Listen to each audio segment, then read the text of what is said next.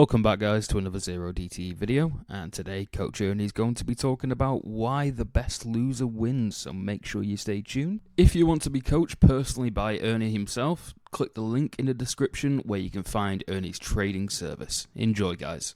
Alright, losing isn't a feeling.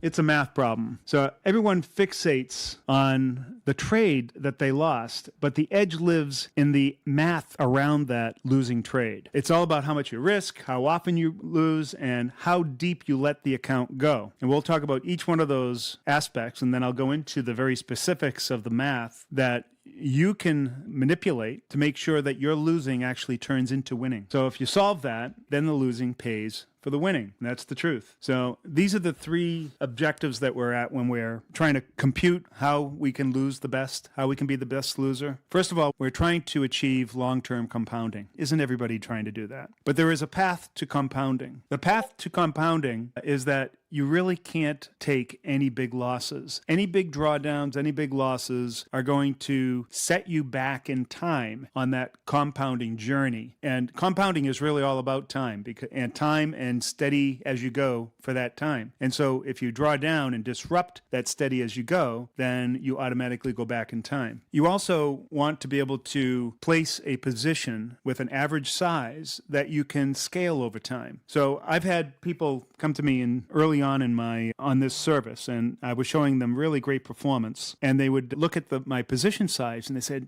"Coach, all you got to do is 10 extra position size and you'll just make bank." And I said, "No, that's not true, because your position size is directly related to the volatility of your returns and ultimately your drawdown. So if you make your position size too big, then what's going to happen is your peaks and troughs in your equity curve are going to start blowing up. And when they blow up, you go out of control. So these are two things that go together. Long-term compounding means that you go steady as you go and you justify getting up to a certain position size or capital size that you can justify going to a larger position size. But that larger position size has to be very well calculated so that you don't blow up with higher volatility in your returns so that you can continue. So what you really have to design on top of that to achieve that is a maximum drawdown. You have to literally design your drawdown. So this is what looks like our standard out-of-the-money butterfly trade, but it's also showing you the distribution of our losses to our wins. And you'll see that here's at the money. That's when we put on the trade, and we put it either a long call or a long put. So this would represent a long call, obviously. And we can expect one of two things to happen. Either price is going to go towards our butterfly or it's going to go away. If it goes away, then it's going to be a losing trade. And we want to make sure that the cost of that trade is super small. This is all part of that math, how we determine what the size of that trade is. And with the butterfly, that's real easy to control by simply putting it out of the money and pushing it further out, and you can design exactly what the cost of that trade is. And you're also designing what your potential on that trade is as well. And so the cost versus the potential is where you get your potential risk to reward. And if you keep a designed range of risk to rewards in all of your trades, over time, that's going to result in a very particular outcome.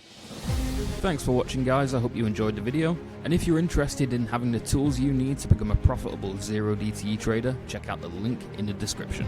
Take care guys.